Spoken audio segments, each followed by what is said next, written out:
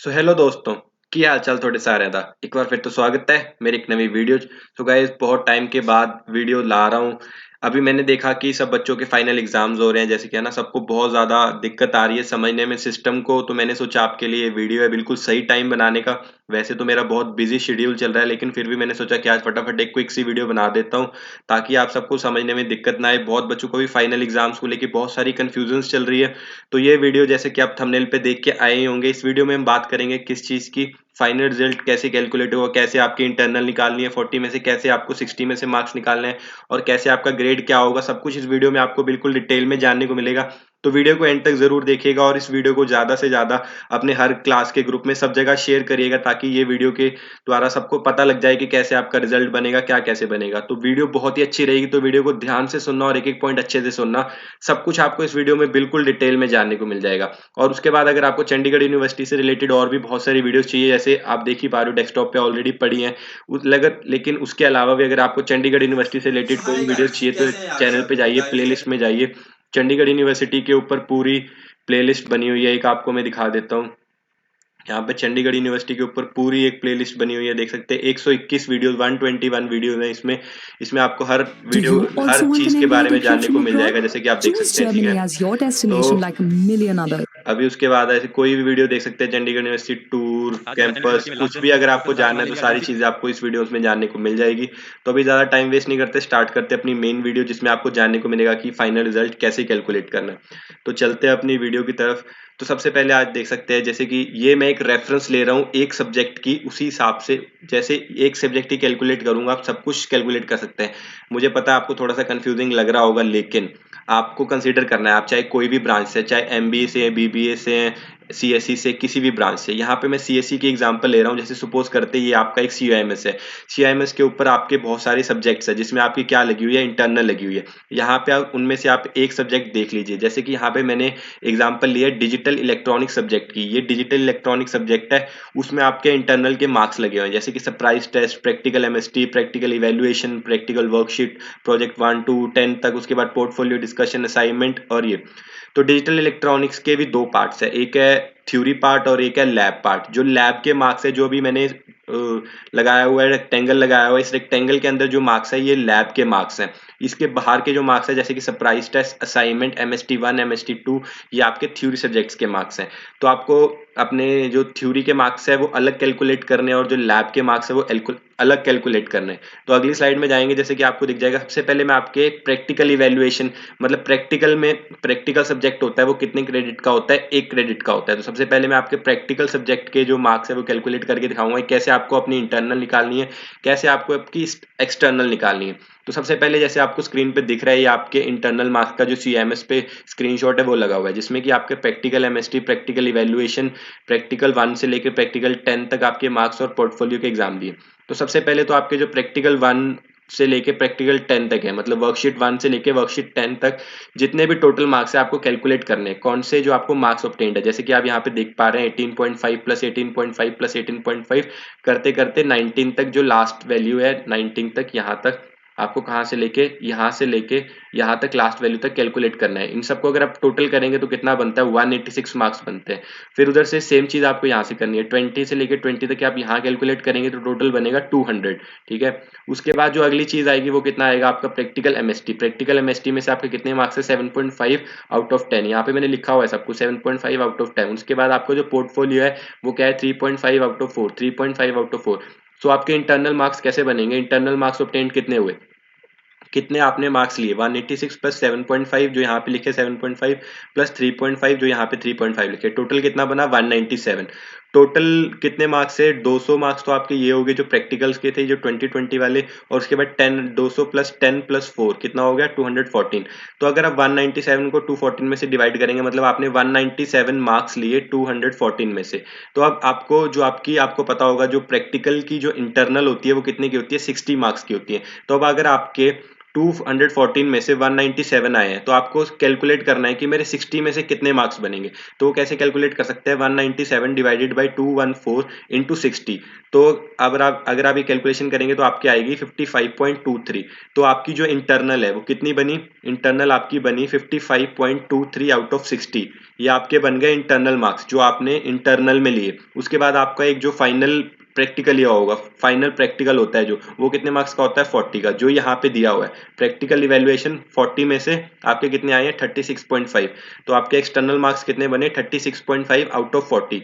समझ गए। तो टोटल मार्क्स ऑब्टेन्ड कितने हुए, ये वाले 60 प्लस 40, 55.23 प्लस 36.5। यहाँ पे लिखा हुआ है बिल्कुल क्लियरली, तो कितने बने 55.23 36.5 कितने बने 91.73। तो आपको प्रैक्टिकल सब्जेक्ट में से, एक प्रैक्टिकल सब्जेक्ट में से 100 में से कितने मार्क्स बने, 91.73। सिमिलरली आपके जितने भी प्रैक्टिकल सब्जेक्ट्स होंगे, चाहे वो 3 हो चाहे 4 हो, जितने भी प्रैक्टिकल सब्जेक्ट है, सिमिलरली उनकी जो आपकी कैलकुलेशन है वो आप कर सकते हैं कि आपको 100 में से कितने मार्क्स मिले। अब बात आती है ग्रेड की, कि ग्रेड कैसे मिलता है। तो जो ग्रेड होगा, जैसे कि ये जो जिसके मार्क्स आए होंगे, जैसे आप सपोज कर लीजिए जिसके मार्क्स 91.73 आए हैं वो क्या है, टॉपर है। मतलब ये हाईएस्ट मार्क्स हैं आपकी, चाहे क्लास में ले लीजिए चाहे सेक्शन में ले लीजिए, आपके जो हाईएस्ट मार्क्स हैं वो कितने हैं, 91.73। तो जिसके हाईएस्ट मार्क्स हैं उस बंदे को क्या मिलेगा, क्या ग्रेड मिलेगा, ए प्लस ग्रेड मिलेगा। मतलब कि जो ए प्लस ग्रेड मिलता है वो सिर्फ टॉपर को मिलता है। उसके बाद फिर जिसके मार्क्स, जैसे आप सपोज कर सकते हैं एक रेंज होगी कि जिसके मार्क्स आप सपोज करिए कि 88 से लेके 90 तक है, उसको ए ग्रेड मिलेगा। फिर जिसके मार्क्स 80 से लेके 88 तक है उसको बी प्लस ग्रेड मिलेगा, फिर उसके नीचे बी। तो ऐसे ही मार्क्स की रेंज बन जाती है अकॉर्डिंग टू टॉपर। तो जो ग्रेड असाइन किया जाएगा वो आपको टॉपर के अकॉर्डिंग किया जाएगा कि टॉपर के कितने मार्क्स आए, टॉपर को मिलेगा उस सब्जेक्ट में ए प्लस ग्रेड। फिर उसके हिसाब से रिलेटिव मार्किंग के हिसाब से आपको आपके ग्रेड्स मिल जाएंगे, जितने जितने आपके मार्क्स आएंगे। जैसे टॉपर के मार्क्स है 91.73, उसको मिलेगा ए प्लस ग्रेड। तो उसके अकॉर्डिंग अगर किसी के 80 मार्क्स होंगे तो उसको जैसे बी ग्रेड या बी प्लस ग्रेड जो भी बनेगा, वो यूनिवर्सिटी डिसाइड करती है सारे कैलकुलेशंस करने के बाद। तो वो नहीं बता सकता मैं, लेकिन रिलेटिव मार्किंग के हिसाब से आपको आपके मार्क्स के हिसाब से आपको ग्रेड मिल जाएगा। तो ये तो बात हो गई आपकी प्रैक्टिकल की। उसके बाद ही जो अब सिमिलरली थ्योरी की जो होगा, तो यहाँ पे सिमिलरली मैंने ले लिया है जो आपके प्रैक्टिकल थे मार्क्स थे वो मैंने ब्लैंक कर दिए, ब्लैक कर दिए। जो बचे हुए मार्क्स है जैसे कि surprise test, assignment, MST1, MST2 और अटेंडेंस, ये सारे आपके किस में आएंगे, थ्योरी में। मतलब DE के मार्क्स जो आपके डिजिटल इलेक्ट्रॉनिक सब्जेक्ट के थ्योरी में जो आपके मार्क्स आएंगे वो इंटरनल। जो थ्योरी सब्जेक्ट होता है, थ्योरी सब्जेक्ट के इंटरनल जैसे आपको पता है कितने की होती है, 40 मार्क्स की। 40 मार्क्स की इंटरनल, 60 मार्क्स की एक्सटर्नल। तो अब आपको जितने भी आपके मार्क्स आए आपको किस में कन्वर्ट करने हैं, 40 में से। कैसे कन्वर्ट करेंगे, पहले आप ले लेंगे MST1 के मार्क्स कितने हैं, 36.5। MST2 के कितने हैं, 36.5। असाइनमेंट के आपको कितने मिले, 10 में से 10। सरप्राइज टेस्ट में से आपको कितने मिले, 12 में से 12। अटेंडेंस के यहाँ पे मार्क्स अभी लगे नहीं हुए, लेकिन अटेंडेंस के होते हैं 2 मार्क्स, यहाँ पे 2 में से आपको 2 मार्क्स मिल गए। तो टोटल इंटरनल मार्क्स आपके कितने बने, 97 आए आपको 104 में से। अगर आप यहाँ पे कैलकुलेट करेंगे 40 प्लस 40 प्लस 10 प्लस 12 प्लस 2, ये बने कितने बन जाएंगे, 104 मार्क्स। तो 97 मार्क्स आए आपको 104 में से। तो अब आपके इंटरनल कितने मार्क्स की होती है, 40 मार्क्स की। तो अब आपको क्या कैलकुलेट करना है कि अगर मेरे 104 में से 97 मार्क्स हैं तो मेरे 40 में से कितने आएंगे। तो हम कैसे कैलकुलेट कर सकते हैं, 97 डिवाइडेड बाय 104 मल्टीप्लाई बाय 40। तो कितने बने, 37.30। तो आपके इंटरनल मार्क्स कितने बने, 40 में से आपको कितनी इंटरनल बनी, 37.30। तो ये टॉपर की इतनी इंटरनल होती है, 37, 38, 39 है ना, इतने के करीब होती है। तो इंटरनल मार्क्स आपके कितने बने, 37.30 आउट ऑफ 40। तो अब आपका जो फाइनल एक्सटर्नल एग्जाम हुआ है, यहाँ पे मैंने फाइनल एक्सटर्नल एग्जाम के मेंशन कर दिए, लेकिन आपको ये भी बताता हूँ कैसे कैलकुलेट किया है। दोबारा से इस स्लाइड पे वापस आएंगे आगे ही कैलकुलेशन करके। तो अब आपने जो आपका फाइनल एग्जाम दिया होगा, जैसे अभी तक आपका कितना, एक ही फाइनल एग्जाम हुआ है कम्युनिकेशन स्किल्स का, तो मैंने उसकी रिपोर्ट मंगाई। जैसे किसी बच्चे ने एग्जाम दिया, 80 क्वेश्चंस थे, 80 क्वेश्चंस थे, 2 आवर्स का टाइम था, यहाँ पे लिखा है ना टोटल। और कितने मार्क्स का ये एग्जाम था, 160 मार्क्स का एग्जाम था। तो इस बच्चे ने जिसने दिया था एग्जाम, उसको कितने मार्क्स आए, 100 मार्क्स आए 160 में से। तो अब आपको मैंने जैसे बताया था आपकी एक्सटर्नल कितना है, फाइनल एग्जाम एक्सटर्नल कितने का, 60 का। थ्योरी सब्जेक्ट का एक्सटर्नल कितना है, 60 का। तो अगर अब आपको क्या कैलकुलेट करना है कि अगर मेरे 160 में से 100 मार्क्स आए हैं तो मेरे 60 में से कितने मार्क्स बनते हैं। तो सिमिलरली यहाँ पे आप कैसे कैलकुलेट करेंगे, 100 डिवाइडेड बाई 160। अब आप को कन्वर्ट करना है 60 में से, तो कैसे कैलकुलेट करेंगे, 100 डिवाइडेड बाई 160 मल्टीप्लाई बाई 60। तो कितने मार्क्स बने, 37.5। तो अगर आपके 100 मार्क्स हैं 160 में से, तो 60 में से आपके कितने मार्क्स बने, 37.5। तो अब दोबारा आ जाऊंगा थ्योरी की कैलकुलेशन पे। यहाँ पे जैसे मैंने मेंशन किया है तो इसके इंटरनल कितनी बनी है 37.530, डिवाइड कितने में से 40 में से, डिवाइड नहीं है 40 में से 37 इंटरनल बनी है। और फाइनल एग्जाम में भी कितने बने हैं 37.5 आउट ऑफ 60, टोटल 37.530 प्लस 37.5 कितनी बनी 74.8 आउट ऑफ 100। मतलब आपने हर थ्योरी सब्जेक्ट हो चाहे वो आपका प्रैक्टिकल सब्जेक्ट हो, आपने 100 में से सबके मार्क्स कैलकुलेट करने हैं। अब जैसे सपोज करिए अगर ये टॉपर है, मतलब चाहे उस टॉपर है, अब सपोज कर लीजिए अगर ये टॉपर है, टॉपर के कितने मार्क्स आए 74.8 मार्क्स आए टॉपर के, तो इस बंदे को कितना ग्रेड मिल जाएगा ए प्लस ग्रेड मिल जाएगा। मतलब 74.8 जो मार्क्स हैं वो हाईएस्ट हैं पूरे सेक्शन में या पूरी सीएससी में, आप लगा लो कि हाईएस्ट मार्क्स हैं जो आए हैं डिजिटल इलेक्ट्रॉनिक सब्जेक्ट में। 100 में से कितने आए हैं 74.8, तो इस बंदे को कितना ग्रेड मिल जाएगा ए प्लस ग्रेड मिल जाएगा। फिर इसके अकॉर्डिंग रिलेटिव मार्किंग के अकॉर्डिंग जिसके 72 होंगे उसको ए ग्रेड, जिसके 70 होंगे उसको बी प्लस ग्रेड, जिसके 69 होंगे उसको बी ग्रेड, ऐसे आपको रिलेटिव मार्किंग के हिसाब से आपके ग्रेड्स मिल जाएंगे। तो अब पासिंग मार्क्स कितने होते हैं, पासिंग मार्क्स होते हैं टॉपर के 50%। मतलब अगर यहाँ पे अगर आपके जैसे 74 मार्क्स हैं तो पासिंग मार्क्स कितने होंगे, इसका हाफ, 74 का हाफ पासिंग मार्क्स होंगे, 50% होगा टॉपर का। चाहे अगर किसी के इस सब्जेक्ट में 100 आउट ऑफ 100 आते हैं तो पासिंग मार्क्स कितने बनेंगे 50। अगर किसी के 90 मार्क्स आते हैं मैक्सिमम, टॉपर कितना स्कोर करता है 90, तो पासिंग मार्क्स कितना होगा 45। यहाँ पे 74 मार्क्स बने हैं तो इसका हाफ अगर आप कर देंगे तो कितना बनेगा आपका पासिंग मार्क्स बन जाएगा। तो ऐसे करके आप कैलकुलेट कर सकते हैं अपनी इंटरनल एक्सटर्नल और कितने मार्क्स आपके बनते हैं। तो ये तो मैंने आपको बता दिया सारा, और फाइनल एग्जाम में आपको ऐसी रिपोर्ट भी मिली है कि कौन सा क्वेश्चन आपका सही है कौन सा गलत है, ये सब आपको पता होगा।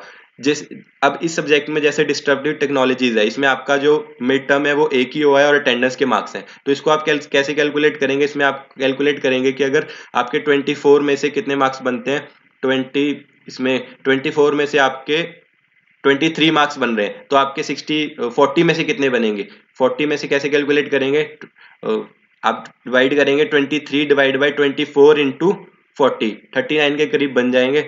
तो ये आपके मार्क्स हो गए जो आपको कैलकुलेट करने हैं ऐसे इंटरनल या एक्सटर्नल। अब आपको फाइनल रिजल्ट आपका कैसे बनेगा, रिलेटिव मार्किंग सिस्टम है।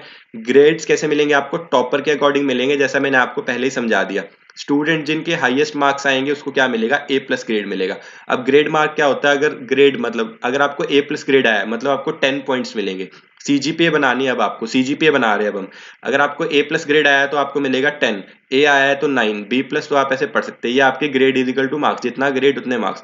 तो फाइनल रिजल्ट कैसे बनेगा, सपोज करिए जैसे यहाँ पे डी एक सब्जेक्ट है, फिर मैथ है, फिर ए बी सी, और आप सपोज कर लीजिए आपके 5 सब्जेक्ट्स हैं। फिर आपको सबसे पहले कैलकुलेट करना है कि मेरे कितने उस सब्जेक्ट के कितने क्रेडिट है। जैसे मैंने सपोज कर लिया है कि डी है उसके कितने क्रेडिट है 4 क्रेडिट है, मैथ कितने क्रेडिट का है 2 क्रेडिट का है, ए कितने क्रेडिट का है 2 क्रेडिट का, बी और सी आप अपने थ्योरी जो क्या बोलते हैं प्रैक्टिकल सब्जेक्ट सारे एक एक क्रेडिट के होते हैं। तो बी और सी आपके क्या है प्रैक्टिकल सब्जेक्ट्स है, जिसमें से मैंने आपके 1 क्रेडिट एज्यूम कर लिए। ये बिल्कुल आपका ऐसा ही रिजल्ट बनेगा जो आपकी डीएमसी पे प्रिंट होके आएगा।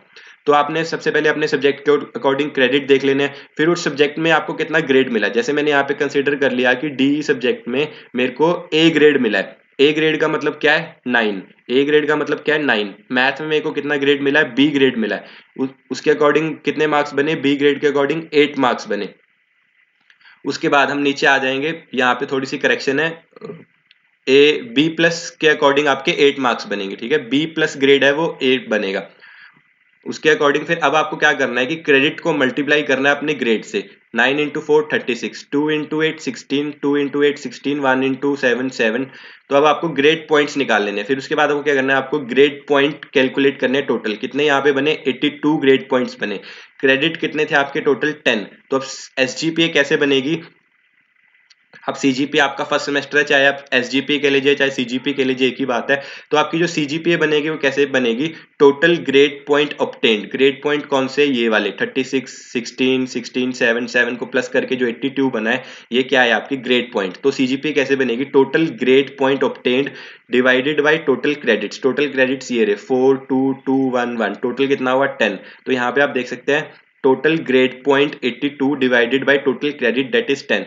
तो आपकी एसजीपीए कितने बनी 8.2, 8.2 आपकी एसजीपीए बनी। तो अब जैसे आपने एग्जाम दिए होंगे किसी के बहुत ज्यादा कम मार्क्स आए होंगे, तो अब ये सब आपको वेट करना है कि जैसे ही आप एग्जाम देने के बाद आपके जो मार्क्स हैं जो आपके ग्रेड्स हैं वो रिलेटिव मार्किंग सिस्टम के अकॉर्डिंग ही डिजाइन होंगे सारे, और आपको आपके CMS पे मिल जाएंगे। और जैसे ही आपको आपकी ग्रेड्स मिल जाएंगे, फिर आप इस हिसाब से, जैसे मैंने आपको कैलकुलेट करके बताया है, आप कैलकुलेट कर सकते हैं कि आपकी कितनी CGPA या SGPA बन रही है। तो ये था पूरा सिस्टम जो आपको समझना है। जो भी होगा रिलेटिव मार्किंग सिस्टम के अकॉर्डिंग होगा, टॉपर के अकॉर्डिंग आपकी जो पासिंग मार्क्स हैं या आपका रिलेटिव मार्किंग सिस्टम है, आपको उस सब्जेक्ट में कितना कितना ग्रेड आएगा, वो सब डिसाइड होगा।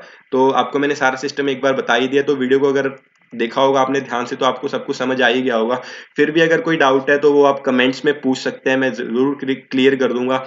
जल्दी से जल्दी पूछ सकते हैं। और वीडियो पसंद आई हो तो यार, कोई भी सेक्शन हो ना, कोई भी ब्रांच में हो, अपने हॉस्टल रूम में, अपने जितने भी आपके, अब तो आप सब हॉस्टल में यार, तो चैनल को सपोर्ट जरूर करो। इस वीडियो को जो है ज्यादा से ज्यादा शेयर करो, ताकि मेरे चैनल को भी सपोर्ट मिले और नई नई मैं ऐसी वीडियोस बनाता रहूं। और भी अगर आपको कोई डाउट्स हैं, जो आपको कंफ्यूजन आ रही है अभी जानने में, वो आप नीचे कमेंट करके पूछ सकते हैं। मैं उन चीज़ों पे भी वीडियोस बना दूंगा। अभी प्लेसमेंट के ऊपर भी बहुत सारी वीडियोस आ रही हैं, तो चैनल को सब्सक्राइब कर लो, वीडियो को लाइक कर दो और दोस्तों के साथ शेयर कर दो।